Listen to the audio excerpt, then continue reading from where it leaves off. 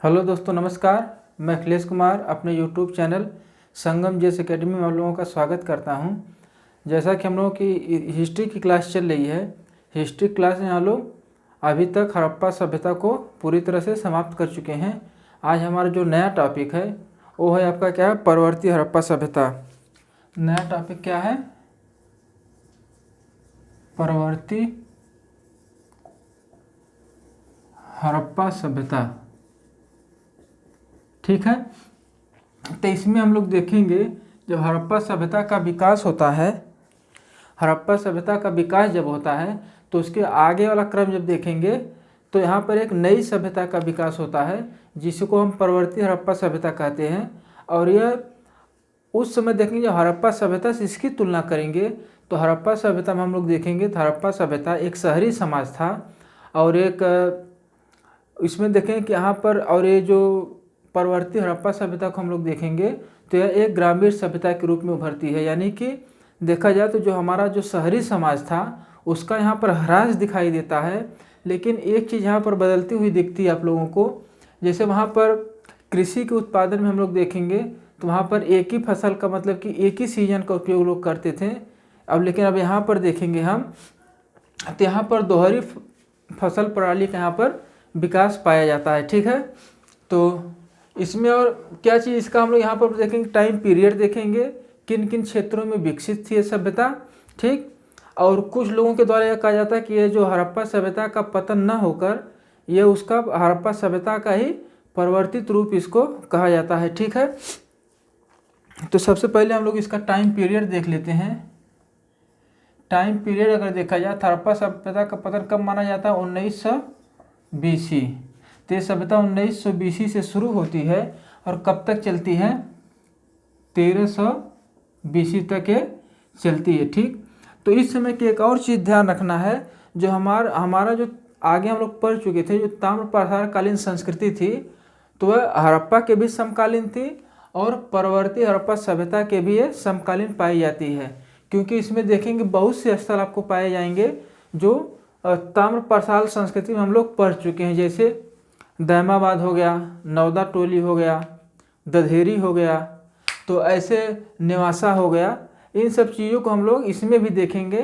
तो खैर हम लोग मैप के द्वारा पढ़ेंगे जैसे हम लोग पढ़ते हुए आ रहे हैं। तो इसके आज हम लोग कुछ देख लेते हैं कि विशेषता देख लेते हैं और किन किन किन क्षेत्रों में इसका विकास हुआ था। तो यहाँ से प्रश्न एक और आपका बनता है, क्या बनता है कि परवर्ती हड़प्पा सभ्यता को और किस अन्य नाम से जाना जाता है? तो इसका अगर अन्य नाम हम लोग देख लेंगे, ठीक, क्या अन्य इसका नाम देख लेंगे तो इसमें हम लोग देखते हैं पहला क्या हो जाता है, उप सिंधु सभ्यता कहते हैं इसको। क्या? उप सिंधु सभ्यता।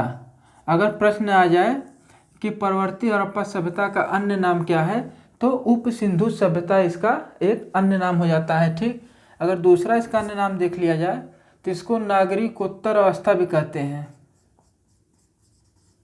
क्या कहते हैं? नागरिकोत्तर अवस्था भी कहते हैं। ठीक, ये तो इसके दो नाम हो गए।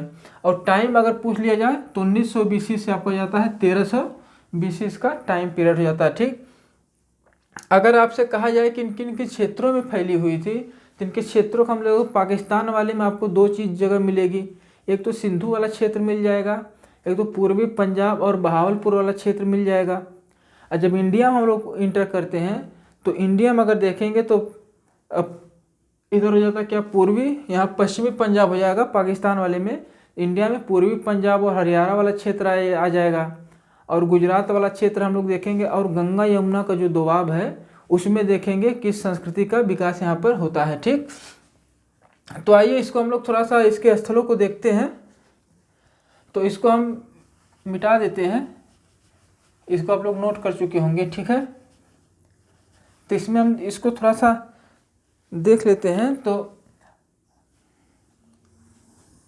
इसमें हम पहला क्या देखेंगे, जो सिंधु वाला क्षेत्र हम देखेंगे, सिंधु क्षेत्र। ठीक, ये कहाँ पर है? ये पाकिस्तान में है। बहुत बार हम आपको बता चुके कहाँ पर है, पाकिस्तान में है। ठीक, तो यहाँ पर अगर हम लोग देखेंगे तो यहाँ से आपको मिल जाते हैं, यहाँ पर झूकर संस्कृति का विकास होता है। किस संस्कृति का?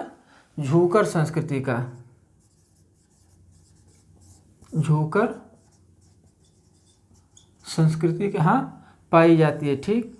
और ये झूकर संस्कृति अगर पूछ लिया कि झूकर संस्कृति किस क्षेत्र में विकसित हुई थी, तो सिंधु क्षेत्र में विकसित हुई थी, ठीक। अगर इसमें हम यहीं पर और ऐड कर देते, अगर प्रॉपर स्थल पूछ ले तो स्थल में हम लोग देख लेते हैं, 2-3 स्थल देख लेते हैं। नंबर 1 का हो जाएगा चन्होद्रो, ठीक। दूसरा यहाँ पर देखते हैं आमरी। तीसरा हम लोग देख लेते हैं मोहन जोदड़ो, ठीक। मोहन जोदड़ो। तब इन क्षेत्रों की विशेषता हो जाएगी, क्या देखेंगे, 3 क्षेत्रों में जो विशेषता निकल के आती है इन तीनों क्षेत्रों की, तो यहाँ के जो मकान थे यानी कि छोटे छोटे मकान थे, यानी कि छोटी छोटी बस्तियों में यहाँ पर मकान थे। सबसे पहले क्या निकल के आएगा, यहाँ के मकान,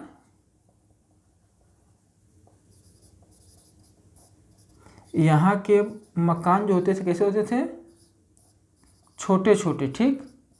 मकान छोटे छोटे होते थे, ठीक, छोटे थे। और देखेंगे दूसरा पॉइंट, अगर इसमें हम लोग देख लेते हैं तो दूसरा पॉइंट आपका हो जाता है कि यहाँ पर विभिन्न प्रकार के मृदभांड पाए गए हैं, ठीक। विभिन्न प्रकार के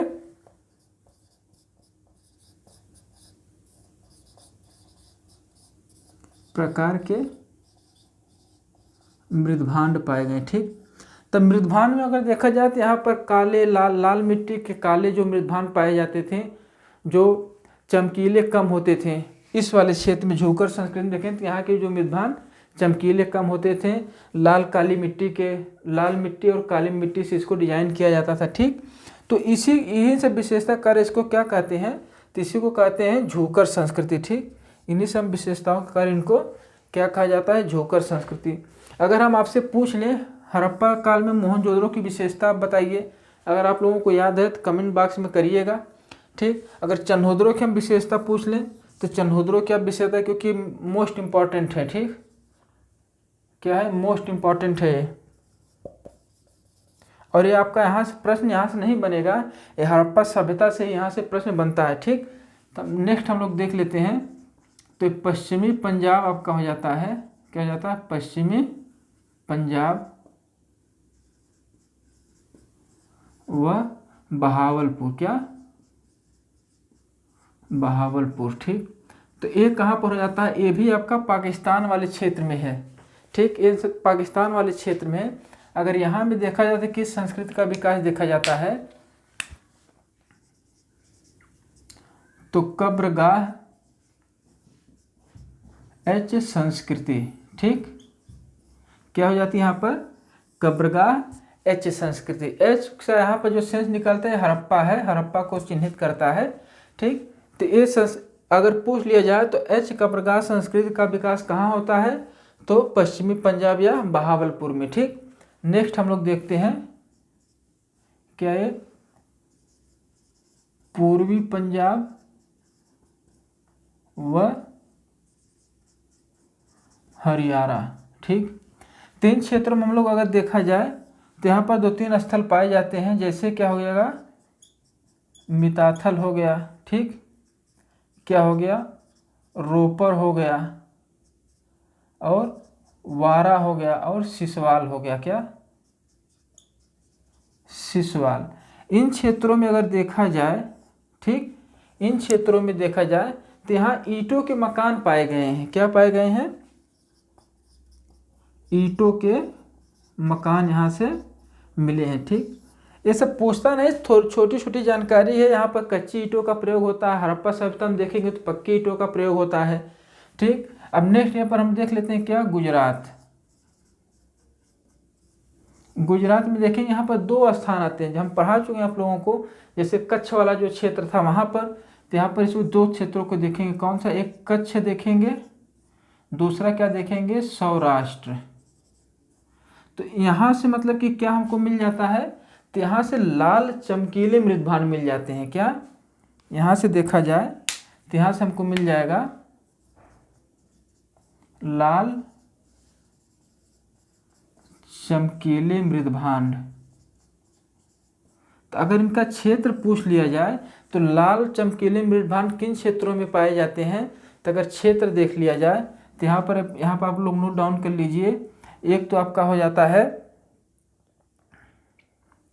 सोमनाथ और दूसरा आपका क्या हो जाता है रंगपुर। ठीक, रंगपुर। ठीक, अगर आपसे मैं पूछ लूँ, आप लोग कमेंट करिएगा या तो आप लोग सोचिएगा कि रंगपुर से किस चीज़ का साक्ष्य पाया गया है। तो यहाँ पर हम लोग देख लेते हैं, चन्होदरों से अगर देखा जाए तो चन्होदरे समझेगा सौंदर्य की सामग्री पाई गई है। ठीक, सौंदर्य प्रसाधन की सौंदर्य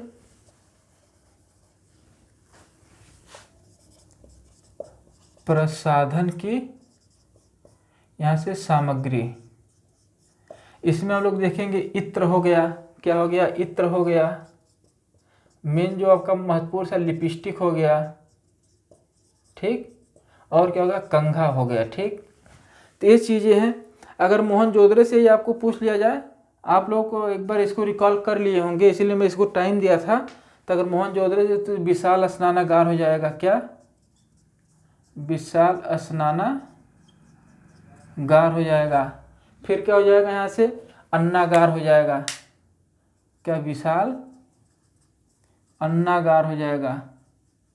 ठीक, और क्या, आप काशी की नर्तकी हो जाएगी यहाँ से। ये सब हम पढ़ा चुके हैं, पुरानी वीडियो आप लोग जाके देख लिए, यहाँ से रिकॉल करवा देते हैं। काशी की नर्तकी हो गई, और क्या हो गई, 1200 मोहरें यहाँ पाई गई हैं। और कैसी ये मोहरें थी, ये वर्गाकार मोहरें थी। ठीक, रोपर में अगर देख लिया जाए तो यहाँ धान की भूसी यहाँ से प्राप्त हुई है। ठीक, एक और स्थल यहाँ पर चीज़ हम लोग देख ले, इसमें एक और क्षेत्र हम लोग सम्मिलित कर लेते हैं। तो इसको हम कहाँ, यहाँ ऊपर हम यहाँ पर इसको नोट डाउन कर देते हैं, कहाँ पर, यहीं पर कर देते हैं। तो पांचवा क्षेत्र हम लोग गंगा यमुना, यहाँ पर पांचवा लिख कर देते हैं, गंगा यमुना दोआब। ठीक, इसी में आ जाता है। ठीक, गंगा यमुना दोआब में अगर हम देखेंगे तो यहाँ पर गैरिक मृदभांड संस्कृति पाई जाती है। ठीक, तो गैरिक मृदभांड संस्कृति। तब ठीक, आप पूछा क्या जा सकता है कि गैरिक मृदभांड संस्कृति का विकास किस क्षेत्र में हुआ, तो गंगा यमुना दोआब वाले क्षेत्र में। यहाँ से मेंस में क्वेश्चन बनता है। पीटी की दृष्टि से महत्वपूर्ण नहीं है या छोटे एग्जाम की दृष्टि से महत्वपूर्ण नहीं है। कुछ स्थल हैं जैसे नौदा टोली होगा, ताम्र पाषाण में भी इसकी विशेषता पाई जाएगी, और परवर्ती हड़प्पा सभ्यता में भी इसकी विशेषता पाई जाती है। तो इन सब चीज़ों को हम आगे चल के देखेंगे मैप के थ्रू। तो ये तो यहाँ तक हो गया। अब आइए हम इसकी कुछ विशेषता देख लेते हैं। तो अगर आप लोगों को है तो इसका स्क्रीनशॉट ले सकते हैं। ठीक है, तो आइए इसकी हम विशेषताओं को कुछ देख लेते हैं, फिर इसको यहीं पर समाप्त कर लेंगे। तो अगर आप लोग चैनल पर नए हैं तो चैनल को सब्सक्राइब करिए और वीडियो को ज़्यादा से ज़्यादा शेयर करिए, जिससे जो हम मेहनत कर रहे हैं आप लोगों के लिए, और ऐसा मैटर आप लोगों को मिलेगा नहीं। जो मैं दे रहा हूँ एक कई किताबों का निचोड़ है। एक तरह से आप एक किताब में ये सब मैटर पाएंगे नहीं, और आप इसको 2 से 3 बार देखिए और इसका आप लोग नोट्स बना लीजिए। तो ये जो वीडियो 10, 15, 20 मिनट की होती है तो आपको रिवीजन करने में आसानी होगी, और यह 10 से 5 मिनट के अंदर में आप लोग इसको रिवीजन कर सकते हैं। ठीक है, आइए इसकी कुछ विशेषताओं को देख लेते हैं। विशेषताओं में देखा जाए तो यहाँ पर सीधा सीधा पहले तो वही हो जाता है, इस सभ्यता का जो विकास है उन्हीं क्षेत्रों में हुआ जहाँ पर हड़प्पा सभ्यता थी। ठीक, तो इसका परवर्ती हड़प्पा सभ्यता का विकास, ठीक है,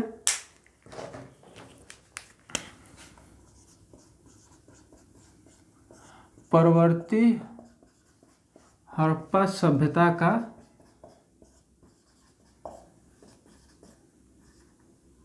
विकास उन्हीं क्षेत्रों में होता है,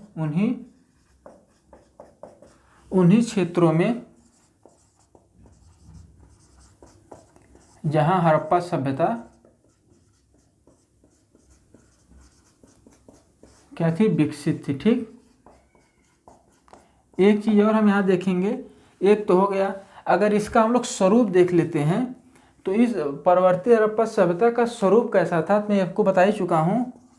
तो स्वरूप अगर पूछ ले तो ग्रामीण सभ्यता थी। ठीक, क्या थी, ग्रामीण सभ्यता थी। ठीक, तो ग्रामीण सभ्यता के सेंस में यहाँ कच्ची ईंटों का प्रयोग होता है।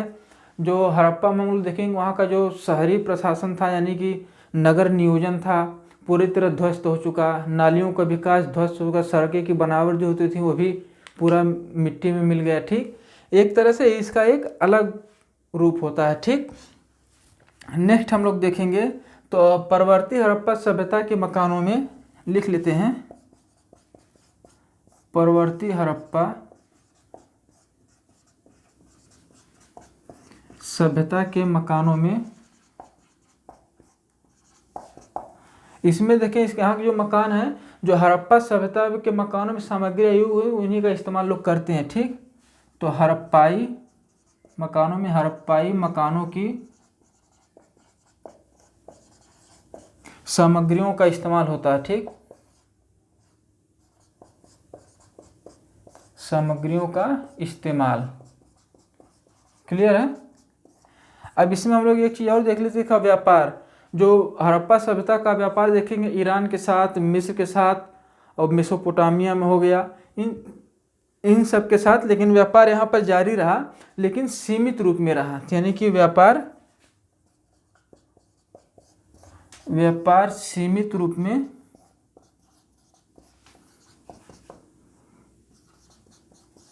जारी रहा। ठीक, तो इसका नेक्स्ट पॉइंट अगर हम लोग देख लेते हैं तो कृषि के क्षेत्र में जब देखेंगे तो यहाँ पर कृषि की जो दोहरी प्रणाली का विकास होता है। ठीक, इसको अभी आगे हम करवाते हैं, तो इसको मिटाते हैं, स्क्रीनशॉट आप लोग ले लीजिए।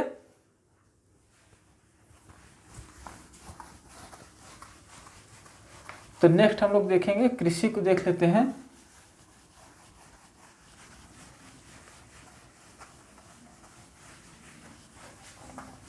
कृषि में देखेंगे, कृषि में दोहरी फसल प्रणाली का विकास होता है। पहले क्या लोग करते थे, पहले रबी फसल का ही लोग यहाँ पर इस्तेमाल करते थे। तो दोहरी प्रणाली में हम लोग देखेंगे तो यहाँ पर क्या हो जाता है, दो चीज़ ले लेंगे, क्या, एक शीतकालीन फसल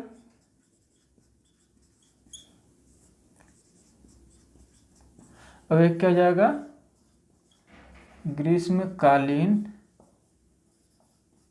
फसल। ठीक, तो शीतकालीन में हम लोग देखेंगे क्या क्या यहाँ पर लोग करते थे। जैसे हम बता चुके नवंबर दिसंबर में इसकी बुआई होती थी और मार्च अप्रैल में इसकी कटाई कर लेते थे। ठीक, तो क्या हो जाता है, इसका नवंबर दिसंबर में लोग क्या करते थे, बुआई करते थे और उसके बाद कटाई, इसका बुआई। ठीक, बुआई, और मार्च अप्रैल में इसकी कटाई हो जाती थी। ठीक, तो यहाँ पर देखेंगे फसल में देखें किस चीज़ का उत्पादन करते थे, जैसे गेहूं हो गया, चना हो गया, इन सब चीज़ों का यहाँ पर लोग इसको उपजाने का प्रयास करते थे। ठीक, और ग्रीष्मकाल देख लें, जहाँ से आपका हो जाता है चावल, आपको मिल जाता है, फिर चावल हो जाता है और बाजरा हो जाता है और चारे हो जाते हैं, पशुओं के लिए चारे और इत्यादि का ये लोग यहाँ पर उत्पादन करते थे। ठीक, ये क्लियर हो गया। नेक्स्ट हम लोग देखते हैं कि यहाँ पर जो परिवर्तन आता है, तो परिवर्तन हम लोग देखेंगे, जैसे मोहनजोदड़ो में एक स्थल आपको मिल जाता है। ठीक, तो जैसे हम कहें ना, यहाँ की सड़कों का या मकानों का पूरा ह्रास हो गया था और उसी पे इस सभ्यता का विकास होता है। तो इसमें देखेंगे कि इसका साक्ष्य कहाँ से मिलता है, तो यहाँ पर एक मोहनजोदड़ो में हम लोग देखेंगे, मोहनजोदड़ो में देखेंगे तो यहाँ के सड़कों के बीच में भट्ठी लगा दी जाती थी। ठीक, तो अगर पूछ लिया जाए कि सड़कों के बीच में भट्ठी का साक्ष्य कहाँ से पाया गया है, तो ये भी आपका हो जाएगा मोहनजोदड़ो में, और किस टाइम, ये परवर्ती हड़प्पा सभ्यता काल की विशेषता है। ठीक, तो सड़कों के बीच में बीच में भट्ठी बनाए जाने के साथ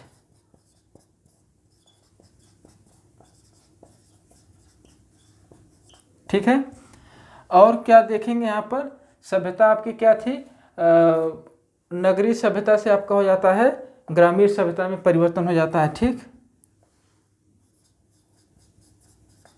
नगरीय सभ्यता से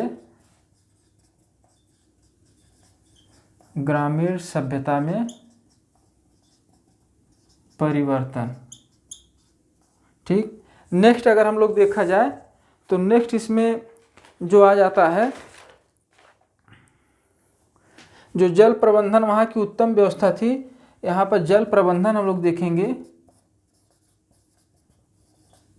जल प्रबंधन की समाप्ति हो जाती है। ठीक, समाप्ति, क्योंकि वहाँ की जब हड़प्पा हम लोग देखेंगे, हड़प्पा की जो जल प्रबंधन व्यवस्था थी बहुत ही शानदार थी। ठीक, यहाँ की पानों का और वाटर हार्वेस्टिंग वाला जो यहाँ पर सिस्टम था वो भी बहुत इन लोगों का उत्तम कोटि का था। ठीक, और जो जलाशय वलाशय का निर्माण भी करते थे वो भी पक्की ईंटों के द्वारा करते थे। तो ठीक, यहाँ से अब हम लोग क्या कर लेते हैं, तो पक्की ईंटों की समाप्ति। ठीक, तो पक्की ईंटों की जगह